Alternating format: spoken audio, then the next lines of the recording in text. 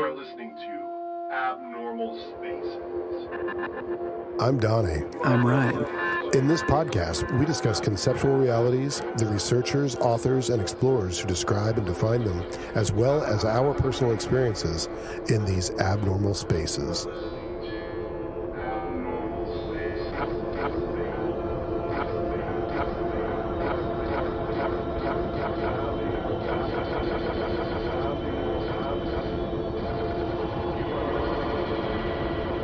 In this episode, we discuss the concepts of non-duality. Generally, nothing is happening, and specifically, there is only now, and that's when everything is happening. Join us as we ruminate on nothing.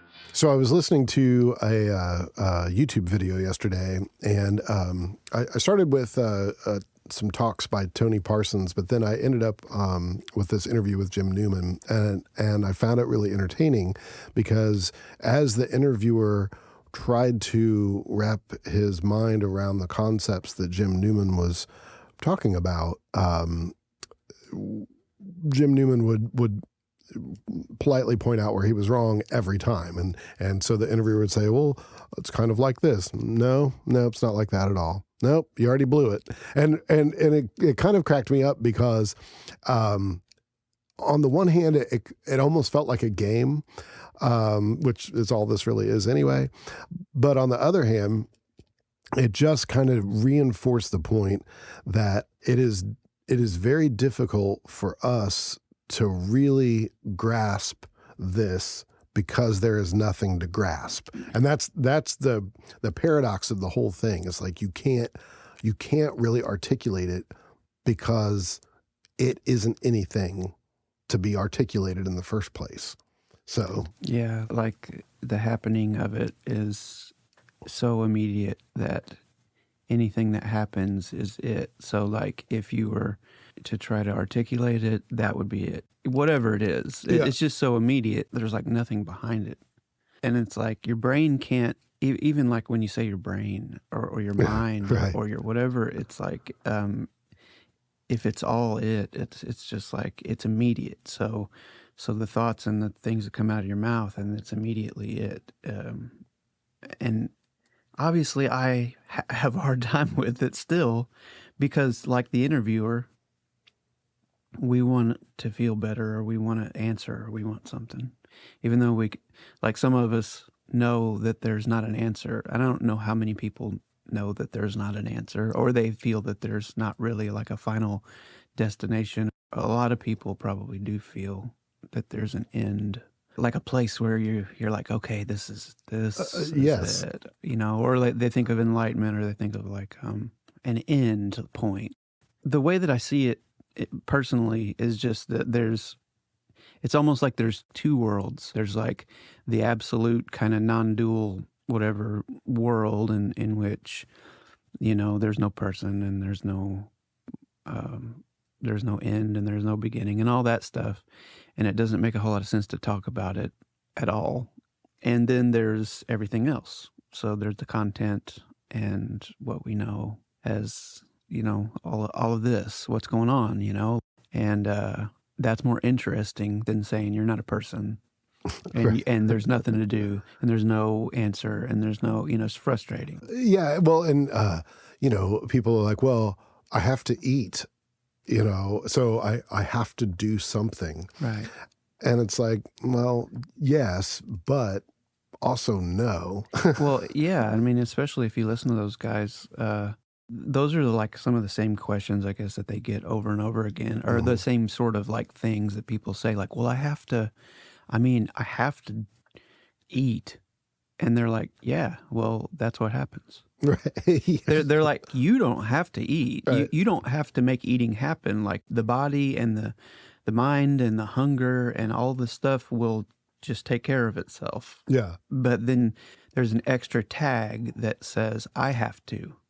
The way I just see it is like everything's the same, but the I have to feeling or the I am doing feeling is not there anymore. Yeah. Yeah. The Parsons, there was a person in the audience that said something along the lines of, well, I have to work because I have to provide or something like that. And he started laughing and said, well, you have to buy tickets to come see me. So yes, Yeah, you have I to know. work. And it was really funny. Yeah, he's a bullshitter. But he is. Well, and like just sitting there, like not doing anything for a long period of time makes people so uncomfortable.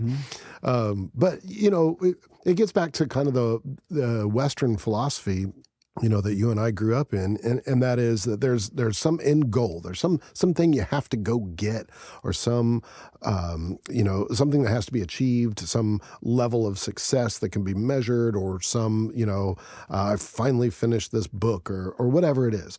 The focus is always on the end and then saying, I did it, I'm done, or I've gotten the thing that I was going to get. And to me, it's kind of silly to focus on the end all the time. And I feel like that's some of the things that they were saying is that, the only thing that you're 100% sure of is right this second, oh, it's over, and that's it. It's just what's happening is it. Mm-hmm. And it's liberating, but it is very confounding. It's very frustrating. If you were to hear that message in the world of all these messages and spirituality and gurus and all this crap, it's a message that even the people that are talking about it, they're saying like, I don't know why you're here, but you keep coming here, and I'll take your money, and I'll just say the same thing over and over and over. But they also say that you as a person won't get anything ever from it. Like you won't get any satisfaction. You'll have more questions and more questions and more questions for forever, because that's what the person or that's what the mechanism of the person does is ask questions. It's like a little machine or something. It's like a little automatic machine that the job of it is to ask questions, figure out problems, make problems, Yes. and it's just a circle. Yes. Yeah. It's its own circle, and in that circle, we automatically believe that is us. Right. Okay, so it's not actually even that's not even separate from the circle of making problems because it's all one thing. Right. Yeah. Right. Yeah.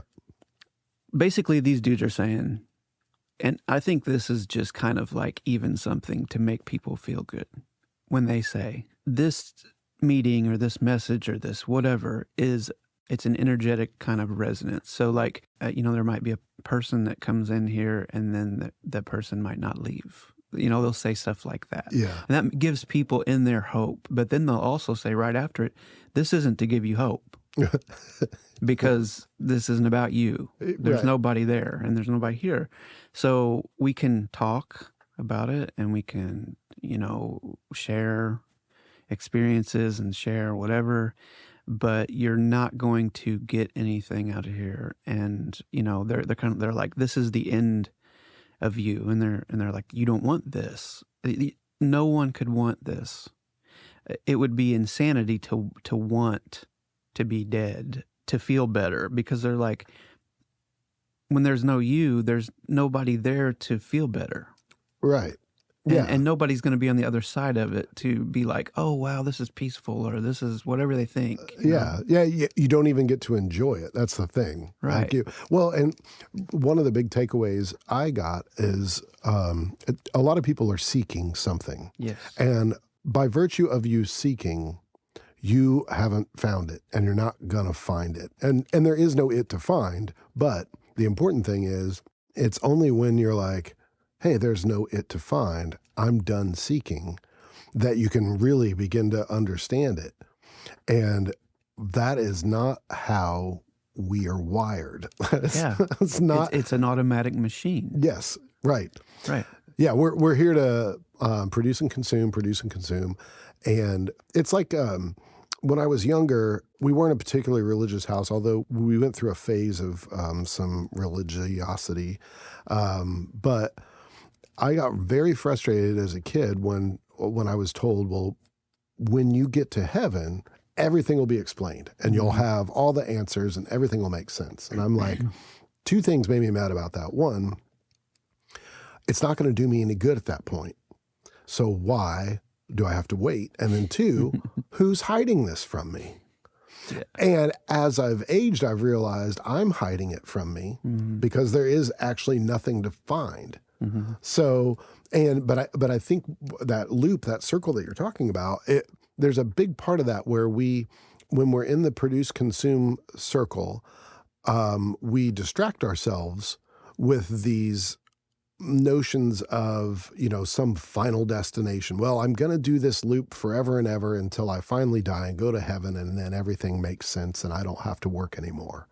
And it's just kind of ridiculous to me. And what's weird is, I guess, and where, we might be considered outliers, is I have less faith in that. And I believe in that less than I believe in the fact that there is nothing but the energy that is right now. Yeah. And, and it would be scarier because you don't have that final authority that's pulling all the levers and making sure that everything runs the way it's supposed to. And once that crumbles, then all of the house of cards built around it crumbles. And that's very scary for a lot of people. For me, it's liberating. It's like, oh, good. I don't have to worry about that. And I can focus on now instead of what comes next. Yeah, man. I mean, just think about what we call now is the only time anything ever could happen or ever is going to, or even the question of anything could come up. It's now. And it's always been now. Yeah. When we talk about, millions of years ago, it's now. Right. When we talk about death, it's now. Yeah. When we talk about, it's never not now. And we think of now as like a midpoint between then and going on like into the future. That's how the illusion of me stays, because it's like, oh, I came from here. I'm in this midpoint of now, and I'm going to wherever I am going to go. Yeah. That can be further from the truth. I mean, it's actually just always now. Right. Yeah. And I think it's wonderful. Like the two worlds thing. I look at it because I'm so interested. I believe that I'm a person still. I mean, there hasn't been anything that's made me disappear and so I don't really think about that anymore. Like there was a long time where I was trying to figure it out when I was listening to these guys over and over and reading books. And I'm like, what is this? And then I was so into this non-duality. And I even read about this. And it actually even happens. The ego or the mind, that its sole purpose is survival. Right. Even to the point where it says, I don't want to be a me anymore because it's too much, too heavy. Like I'm tired, I'm tired of all this. It's a game. It's a game. It's part of it. Right. And it will even split itself into a finer ego or a witness. You might get to a point where, oh, I'm witnessing all this stuff happening. I'm behind all this stuff, and I am seeing my thoughts, and I'm hearing myself talk and all that. That's still the second world. That's still, it's still mind games. And it's always a mind game if there's you here and something to pay attention to. Right. If there's something out there and you're in here, it's the game. It's basically like a contraction that feels like me. It's not like you can say, okay, you're not a me, and then you go, oh yeah, that's right, I'm not a me. Okay, cool. It's not like that. It's like a feeling in your whole body and in your whole being. It's like I'm located here, and then there's everything else. I am me. Who knows this? I do. Who am I? I am me. Who knows this? I do. Who am I? I am me. Who knows this?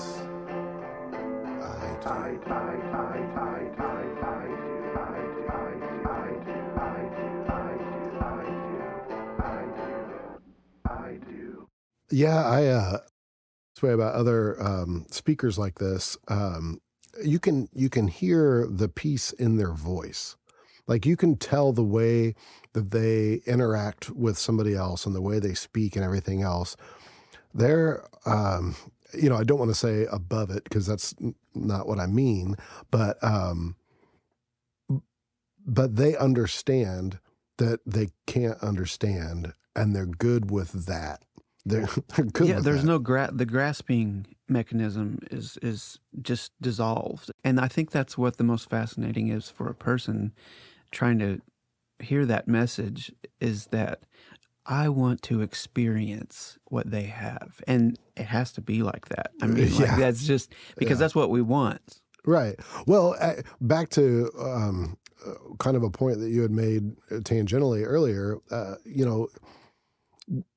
A lot of people want to be able to pause the circle, pause the cycle, and say, I'm going to take a break from this. I'm going to relax. I'm going to have some peace. And I think that's part of the thing. I think a lot of people in the audience are like, how do I achieve this peace? How do I achieve this? And you already did. You just, you have to recognize it. I guess that's the hard thing.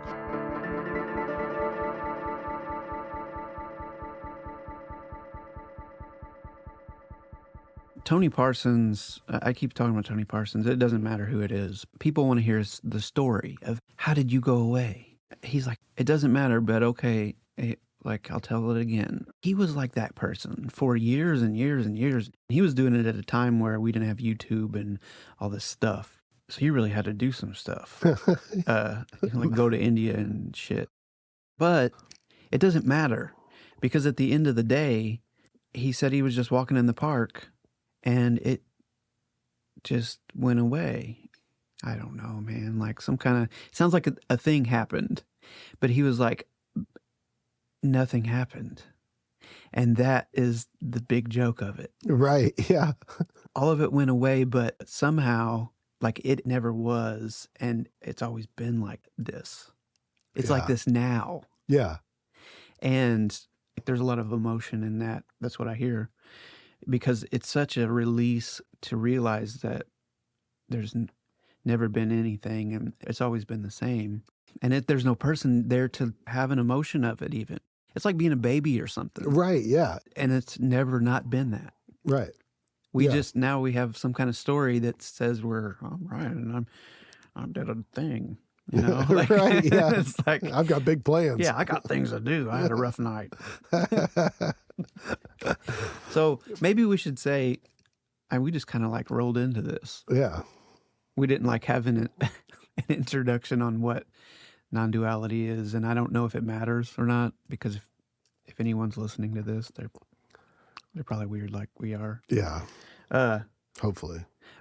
What we're talking about is the dissolution of the sense of being me and the world being out there that I'm experiencing. So actually, it would be kind of like the deep sleep state, and you can't think of that. Right. And it may not even be like that. Right. Yeah, you can't know. I guess that's the important thing. There is no knowing and not knowing. There is no me and not me. Mm-hmm. There's not two. There's not two. Especially here in America, where we celebrate hyper individualism so much, to our detriment for sure. But we put such a focus and such an importance on I, me, the individual, my sovereign state, and my ability to be me. And this completely, it's not even that it contradicts it. It's just, it kind of wipes it away. And it's like, no. that makes less sense than non-duality does to me, Yeah. because there is no I in the first place. So why would we fixate on that? So, I think that's particularly hard for Americans, and Western culture in general, but specifically Americans, to really, really sit with. Because it's so different than generations of what we have come to accept as a fundamental truth. And I just don't think it is. Yeah. And you got these people like Tony Parsons and Jim Newman, the people that are like really just on there speaking, they're like, well, I guess might as well have a job. I mean, people are paying for this. Well, I don't know why, but okay, let's do it. Yeah. Then there's like non-duality teachers. And I'm not saying they haven't went through that whole dissolution or whatever. I'm not saying anything, but I am saying that they speak to the person and make them feel like they can do something to recognize this non-dual space. And that's, in my mind, impossible.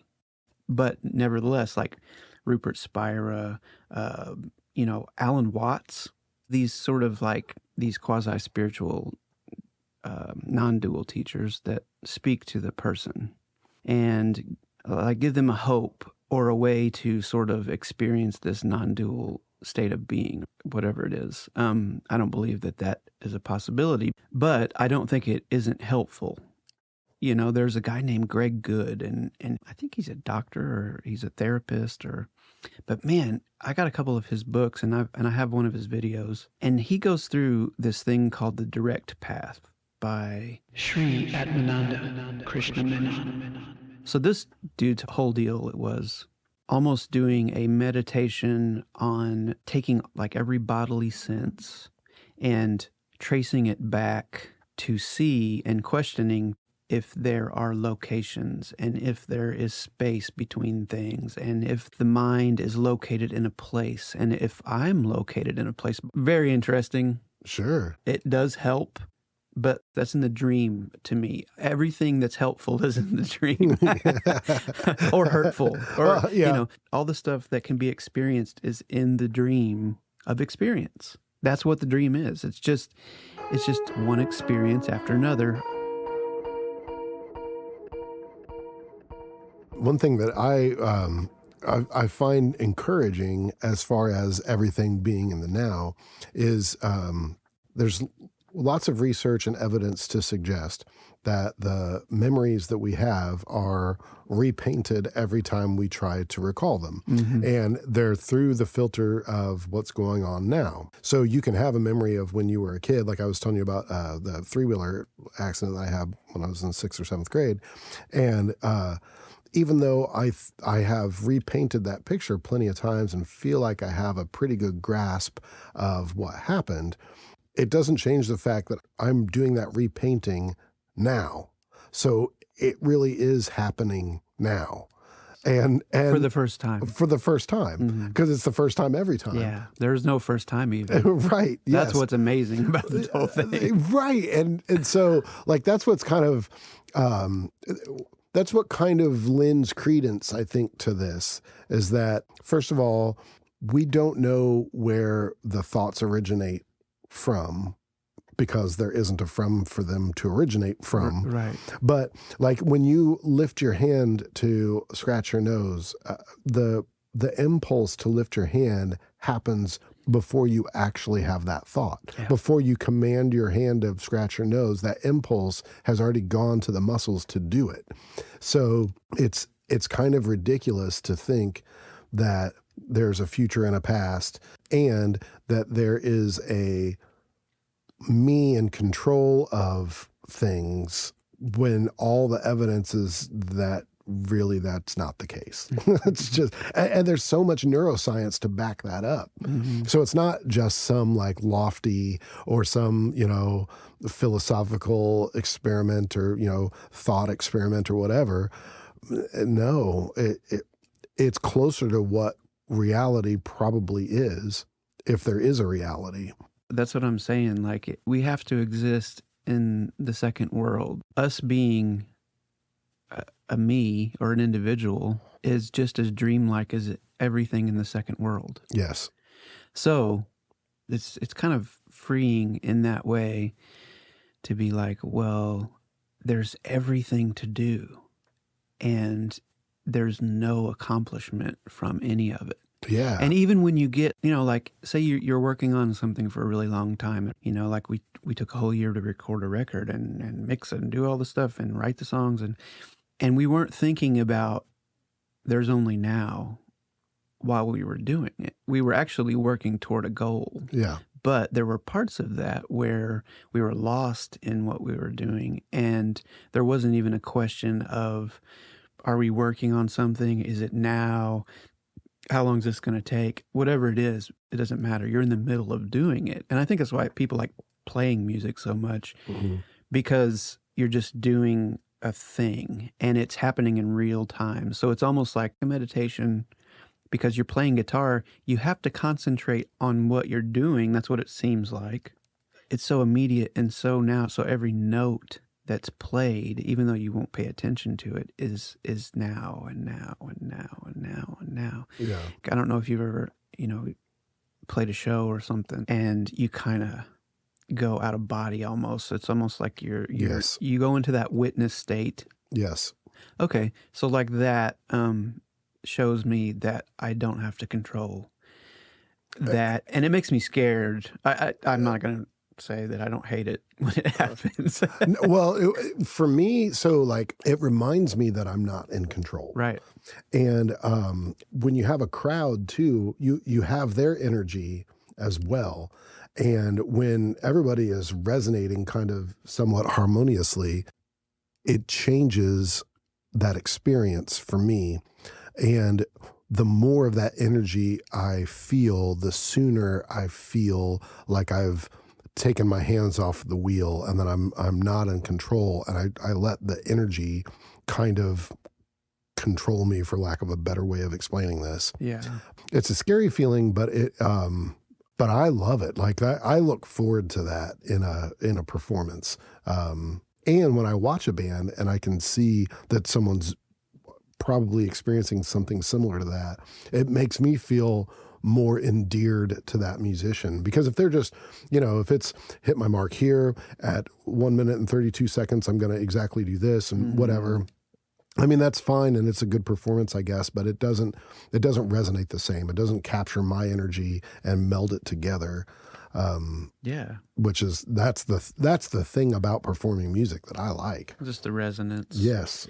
Yeah. And I mean, with me, it's a control thing. My Ryan, or whatever, he says all this shit all the time about like, it's always now and it's always what. Well, it doesn't matter. I mean, now I feel like I'm controlling some stuff. I have a box of what I like and a box of what I'm uncomfortable with, like everyone. Yeah.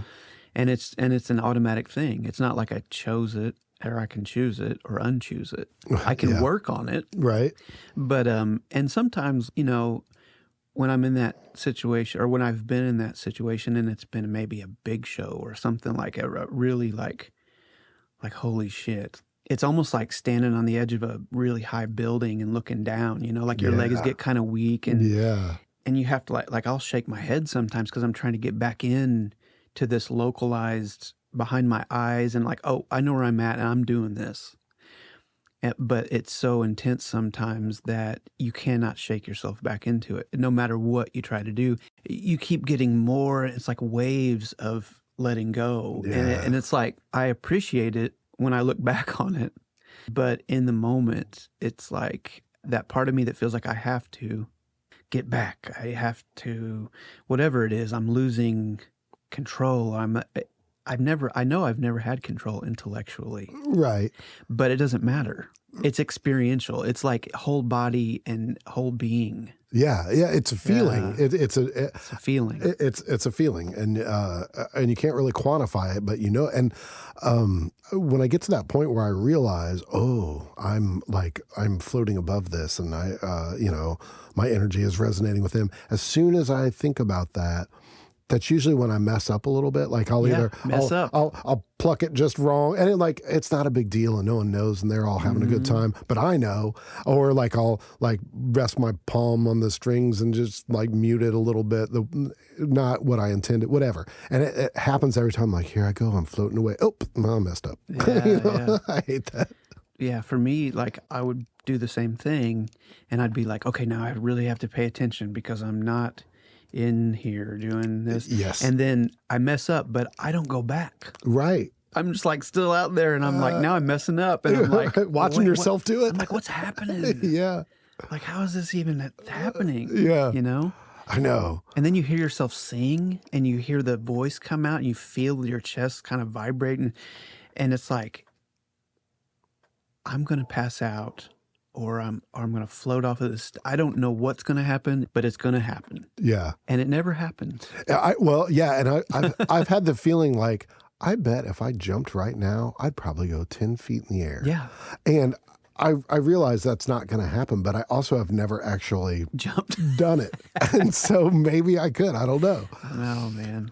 So what's really interesting about all that and how that kind of ties into what we've been talking about is it's still this whole illusion of control that, we clearly don't have. And the whole concept of I am here doing this thing. Mm-hmm. When there is no I, there is no thing. There's no here. There's only the doing. There's only the doing. Always now. Always now. Always now. Always now. Always now. Always now. Always now. Always now. Always now. Always now. Always now. Always now. Always now. Always now. Always now. Always now. Always now.